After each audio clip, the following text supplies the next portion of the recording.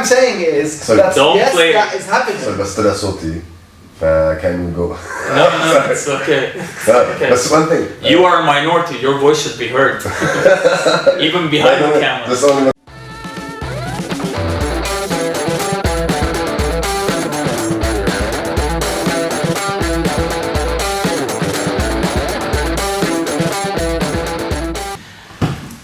Welcome back to Unholy Talks. Today we're going to talk about something that has gripped the world, at least our part of the world and the empire that runs the world, the US of A.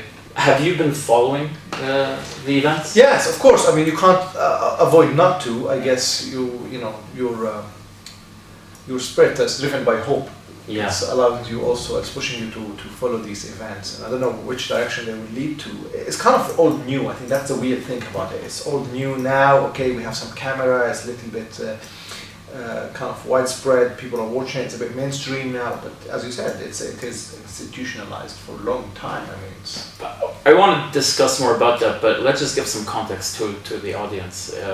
Our local example is Iyad al-Hallak. Yeah. Right? He was an autistic man that was shot and killed very close to Lionsgate in the old city. At the same time, I think even on the same day, a man in Minneapolis by the name of George Floyd walked into a Palestinian-owned store. That's actually a fact that most people have messed up. He walked into a store owned by a Khalili. Yeah. And I don't know the details, but there was I don't know, the money was fake or something. Something I have no idea. Yeah, they suspected that the money was fake, and you don't want to do that to a Khalili, I guess. And they called a police officer, and the police officer, as seen in the video, 4 police officers, especially one of them, cold-bloodedly killed the guy. I mean, there was no reason. Strangled. There's no reason to kill somebody over $10 bill. We don't know if it actually was for yeah, we don't know about it. So, and thus, this idea of structural racism has come about. What are the similarities?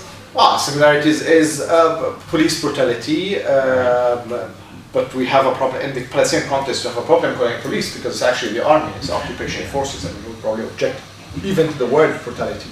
But it is the unjustified execution, killing in the street. It's distributing death in the street without regards to the other's humanity and to the other lives, because you dehumanize them in advance. Yeah. So I think the similarities here is quite striking, actually. That's the Americans have dehumanized to some extent the black community or the non-whites.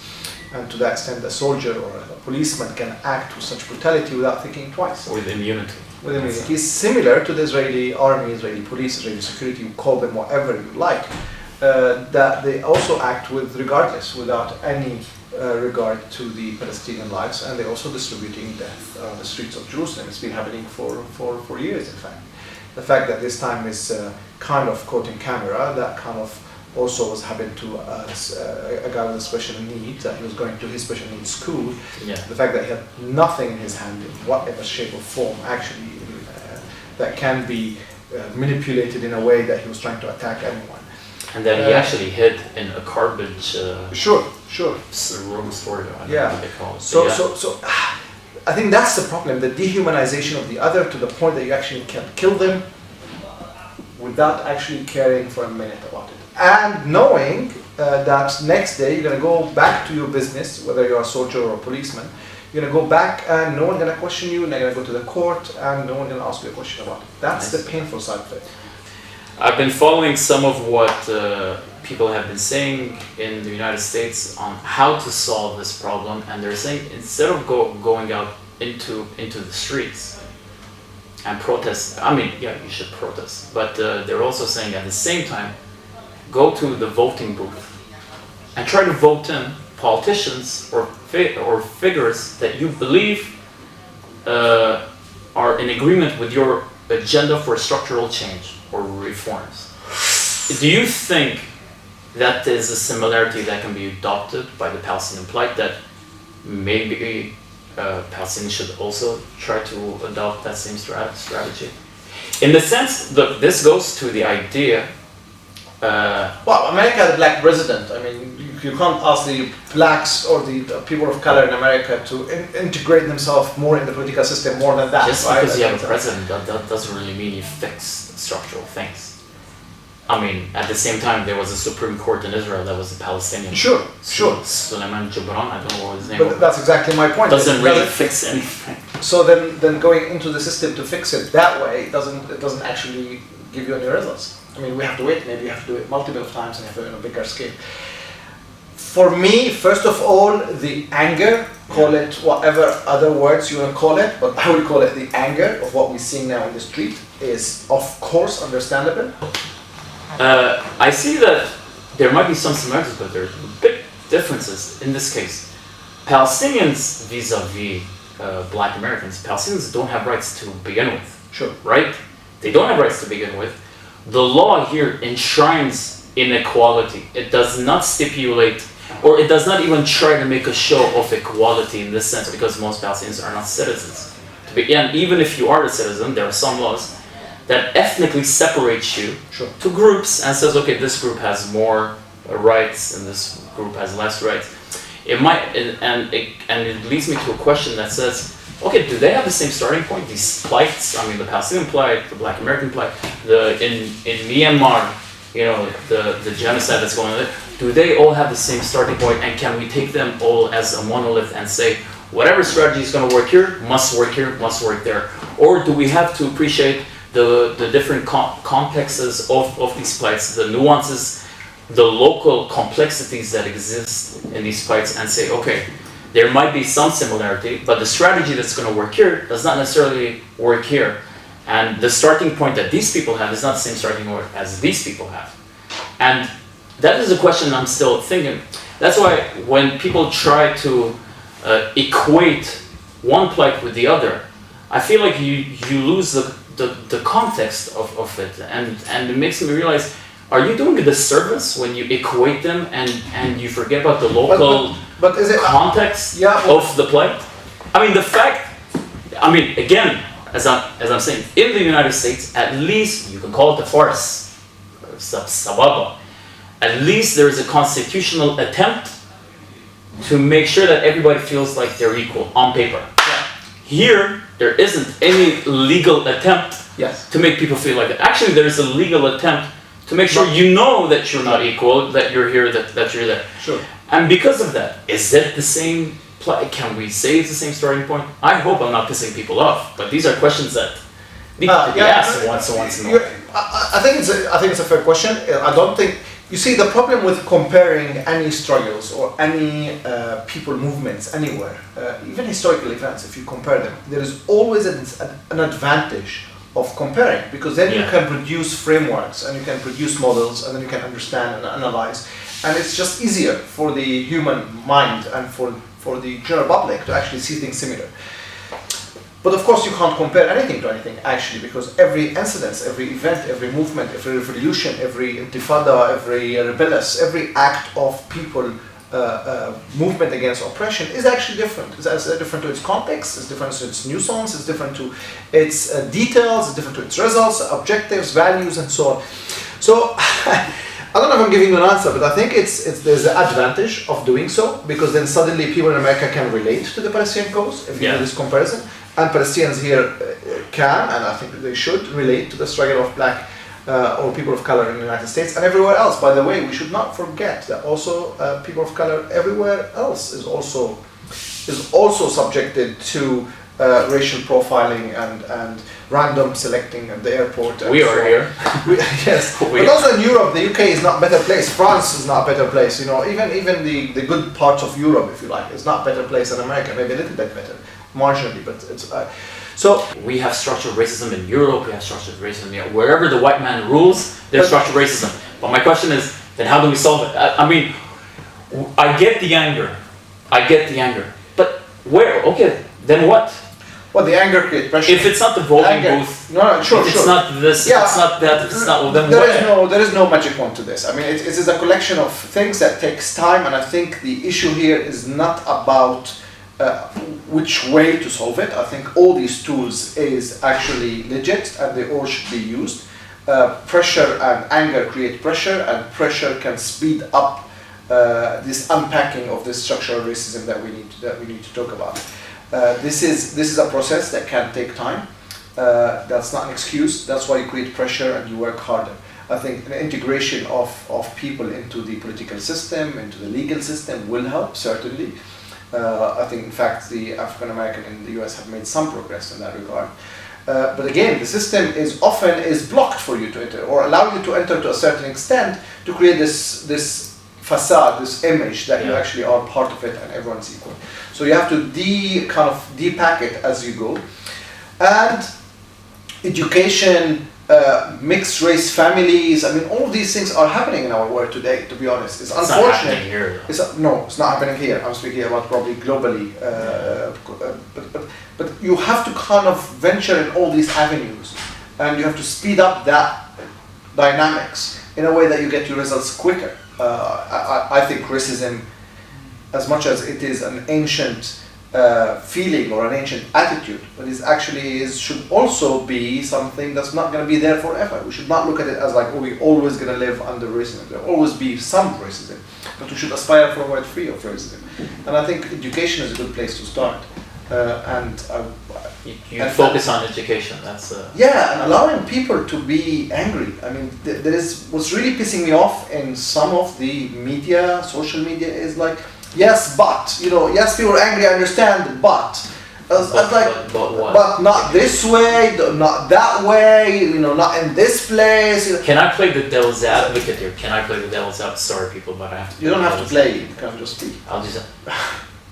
But do you think attacking the store is the best way? Look, because you know what? I actually heard a quote by somebody saying, she was very fierce in her talk, and I really liked what she was saying. But then at one point, she said, "Don't blame us for the violence. We have learned violence from you. If we're violent, then we've learned it from you." And my question is, but then you want to agree to stoop to the lowest standard of society, where you want to take my wrongs and you want to be wrong as well? No. I mean, why not hold me to a better standard? Why not hold yourself to? I don't know. Apo, you're not gonna get me on camera telling you that violence is good. Yes. No, of course not. Yeah, man. But if you're gonna minimize, the IRA would disagree with you. If you're gonna minimize the black people or the non-white struggle in America, right? People of color, whatever, we're not here in the political correct terms, but if you're gonna minimize all their struggle into looting a store or damaging a store, and that's now you're making me look. No, I'm not making. I didn't say that. No, you didn't say that. I did not say that. But why? Yes, but I think we should. No, you didn't say it. But some people online are just forgetting the whole struggle that these people have been for years. But it's very easy to forget it. Once, it's very easy to forget the injustice when you see something. It's very easy to forget. If people are angry and they're in the street, you're not going to be in control of every single one on what he's doing. Shit's going to happen and people are going to act. There is people who are criminal already in the street and they will be hijacking. I saw a video of two black men trying to stop white men from looting and spraying Black Lives Matter. And they were saying, don't hijack our struggle. I think people like us on the side who's trying to help, that's what should be our work. We should really be highlighting that this is a long struggle for freedom, honestly, in all the sense of that word. Yeah. That has started for a long time ago, started from even before slavery even, and started and still going on and probably going to go for some time as well. And it is it is in the right direction, it is for the good reason and it's a good for everyone, that it should continue. And what happens on the fringe of looting or violence and so on, that's actually on the fringe, and that does not paint the struggle of these people. Because as Palestinians, we have the same thing to do. We are requesting the whole world to look at the same at us. We Palestinians have employed different tactics in doing our struggle. Some were better than the others, whatever. But they all justified and they all in the right direction. Sometime one was better than the other. Was one of them. Correct. Exactly. Perhaps. But to just pick on some incidents and pretend that this is an element of the struggle I think is disservice, and it's actually dishonest, and it's actually being negative. Yeah. So there should be no buts. There should be people on the street now in America. They're very angry. They should be angry. There's bloody lots of good reasons to be angry. Just like I'm asking international world to kind of look at the Palestinian issue and the plight of the Palestinian people. Yeah, but doesn't the international world come here a lot and tell Palestinians how to do it? It's a thing. It's called the industry, the peace industry. I mean, where the world comes to the Palestinians and tell them you should do it this way, you should do it that way, and we'll pay you for it if you do it that way and you do it this way. Yeah, I mean that's. Let's talk. But that's not what we're asking people. Again, there's something that's what should happen and what is happening, I guess. So in Palestine, there's a lot of good-hearted people who are here to help, to show solidarity, to listen, to learn, to engage, and perhaps to also act as an agent for the Palestinians and good ambassadors for their cause. And I think that's good. There are always those people who are going to come either benefiting from the situation or pretend they have good ideas or use their white privilege to act with that they are the sane, they are the smart, they're the intelligent, and use all their butts on us. So there's that, but there are lots of people who are trying to actually to help. And I think on the struggle of the people of color in America, I think we should be that. We should be the agent of these people, supporting them. If we have a good idea, maybe we can nicely say it if they really wanted to listen to us. But at this point, it's very important to actually highlight the fact that they are engaged in liberty, issues of liberty, and that's actually life. I mean, their life is in danger, actually. And to show the human solidarity with them. I think that's the least that we can do for them. That's true. So let's hope that this struggle of our brothers and sisters in America will continue to achieve its objectives. You might want to say brothers and sisters around the world too. Yes, but now is the kicking kind of chapter. That's the other thing that I don't like. You know what I don't like is that... you don't like many things, huh? No, but I'll tell you, I feel like there's a hypocrisy that I see a lot in these people that... You ever met these people that don't like America or American culture, globalized culture, yeah? But their opposition, their cultural opposition to America, the counter culture is still American. Like even the counterculture of them is still American. And I have a problem with always taking an American case as a reference to any global problem. You know, you see what I'm saying? Is that I'm pretty sure there are a lot of George Floyds out there around the world that we don't know about. Sure. Outside America as well. Just because it happened, I mean, I'm not trying to diminish the death or the injustice, but to me, coming from the third world or from the developing world, whatever you want to say, I have an inherent problem with always having to look at America for everything, for all of my references, for my references when it comes to globalization, for my references when it comes to pop culture, for my reference when it comes to the counterculture. Can we expand the scope once in a while, look for other people, for other countries? I mean, but we can't because we've been so globalized and consumed by American globalization that every reference that we bring has to come from there. You know, it's always coming from there. And there is a problem there that we are actually contributing to the structure that we are protesting against in a weird, twisted way, because our references are the fruits of that structure that we're protesting against. It's true. That's why maybe we have to deconstruct our understanding of the world. Maybe we should look at what's happening in Russia or in Brazil or in Sweden. They're trying to take the reindeers from the Sami people. I haven't heard anybody talk about that. We should talk about that. You know? Yeah, reindeers. Save them for the Sami people. I mean, we are so consumed by what goes on in the streets of New York, in Minneapolis. We know more streets, like street names in New York, and we've never fucking been there, than we know street names in Sao Paulo, Moscow.